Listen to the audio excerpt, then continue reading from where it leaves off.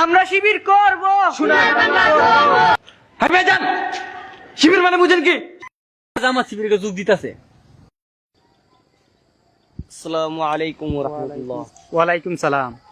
ভাই একটা কথা জিজ্ঞেস করব, কিছু মনে করেন না। ভাই আপনি কি শিবির? কেন ভাই হঠাৎ করে এই প্রশ্ন? না ভাই, দেখি আপনি সবসময় টাকনুর উপরে কাপড় পরেন, এই জন্য বললাম আর কি। এগুলো তো শিবিরে পরে। ভাই দেখেন, পুরুষদের জন্য টাকনুর উপরে কাপড় পরা হচ্ছে সুন্নাহ। এটা হলো আমাদের হযরত মুহাম্মদ সাল্লাল্লাহু আলাইহি ওয়াসাল্লামের একটি অন্যতম সুন্নত। আর পুরুষদের জন্য টাকনুর নিচে কাপড় পরা এটা হারাম। এটা মানে বৈজ্ঞানিক ভাষাও তারা মানে এটা প্রমাণ করেছে, বৈজ্ঞানিক থিওরিতেও এটা প্রমাণ করেছে যে এটা অনেক ক্ষতিকর। ভাই আজকে আসি, হ্যাঁ? আর নামাজ যান, ঠিক আছে, আরেকদিন দেখা হবে। আসসালামু আলাইকুম ভাই।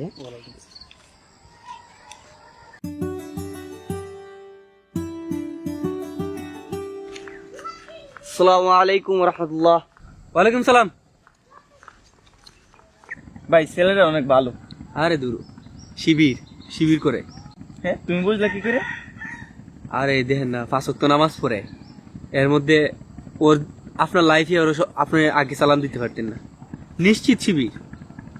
হলে হতে পারে।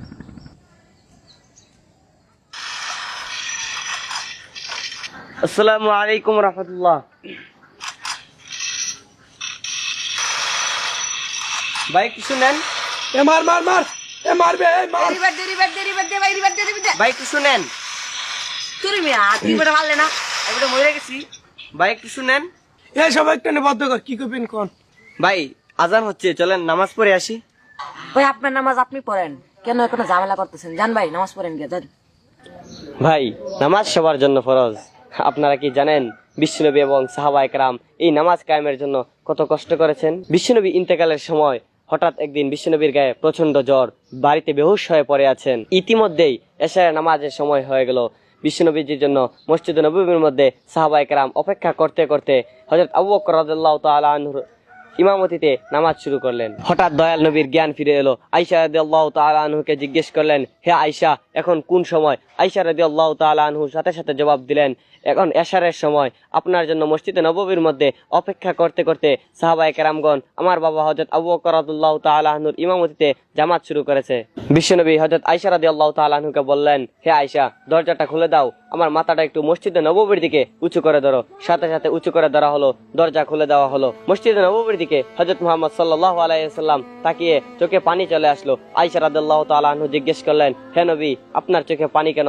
হযরত মুহাম্মদ সাল্লাল্লাহু আলাইহি ওয়াসাল্লাম বললেন, হে আয়েশা, এই কান্না কোনো আমার কষ্টের কান্না না, এই কান্না হচ্ছে আমার তৃপ্তির কান্না। তুমি কি জানো, তায়েফের ময়দানে এই নামাজ কায়েমের জন্য আমি রক্ত দিয়েছি। উহুদের ময়দানে আমার দান মুবারক শহীদ হয়েছে। এই নামাজ কায়েমের জন্য সাহাবায়ে কেরাম, হাজার হাজার সাহাবায়ে কেরাম শহীদ হয়েছে। আজকে এই জামাতের দৃশ্য দেখে আমার মনে হচ্ছে কিয়ামত পর্যন্ত আমার উম্মতেরা ঠিক এভাবেই জামাতের সহিত নামাজ আদায় করবে। কিন্তু দেখেন ভাই, আমরা কতটুকু হতভাগা। এইদিকে মসজিদে আজান হচ্ছে, জামাতের সময় চলে যাচ্ছে, কিন্তু আমরা বিভিন্ন ধরনের গেম নিয়ে ব্যস্ত আছি। আমরা অযথাই সময় নষ্ট করছি। আমরা কি আল্লাহর কাছে জবাব দিতে হবে না? ভাই অযথাই সময় না নষ্ট করে ভাই চলেন সবাই মিলে নামাজ পড়ে আসি।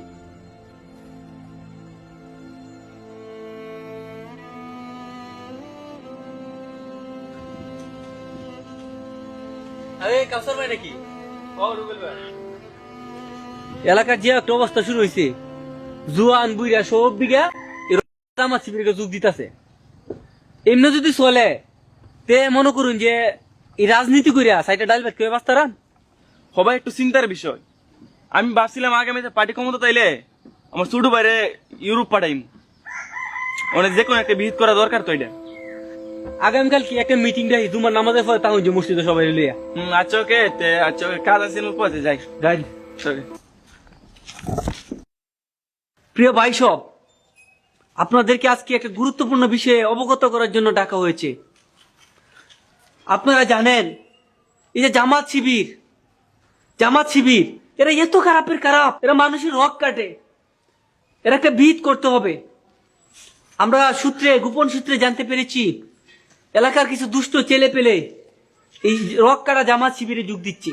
এই জামাত শিবিরকে আপনারা চিহ্নিত করবেন। এর কয়েকটা লক্ষণ আছে। যদি আপনারা দেখেন যে কোনো ছেলে এই পায়ের গন্ডার উপরে কাপড় পরে, তাহলে বুঝে নেবেন এটা শিবির। আরেকটা উপায় আছে, আপনার কারো বাপের ক্ষমতা নাই, এদেরকে আগে সালাম দিবে, সবার আগে ওরা সালাম দিয়ে দেয়। মনে করবেন ওইটা শিবির, ওরা ধরতে হবে। আর এই হারামজাদের আরেকটা জিনিস দেখবেন কি করে, এই যে এলাকার ছেলে পেলেগুলো আছে বিভিন্ন কাজে থাকে, এগুলো জোর করে মসজিদে পাঠিয়ে দেয় নামাজ পড়ার লাগে। ওদেরকে জোর করে মসজিদে নিয়ে আসে নামাজ পড়ার জন্য। এইগুলো ঠিক, এগুলো কি ইসলামের শিক্ষা? আরে ভাই তুই আপনি এটা কি তা কই, টাকনুর উপরে কাপড় পরা তো সুন্নত, আর সর্বপ্রথম সালাম দেওয়া এটা তো সুন্নত, আর সর্বপ্রথম সালাম দিলে 90 নাকি পাওয়া যায়, এটা বিশ্ব নবীর সুন্নত, এটা তো বালা কাজ। আর নামাজ পড়া, নামাজ তো 5 ওয়াক্ত পড়া এটা ফরজ, এটা তো সব মুসলমানদের জন্য এটা ফরজ, এটা তো বালা কাজ, তারা বালা কাজ করে, তাহলে তো শিবির ভালো। হ্যাঁ ভাই যান, শিবির মানে বুঝেন কি? শিবির মানে বালানা, বালানা, বালানা, বালানা বালানা বালানা শিবির বালানা। বালানা। আমিও তো শিবিরই করি ভাই। হ্যাঁ আমরা শিবির করবো তাইলে।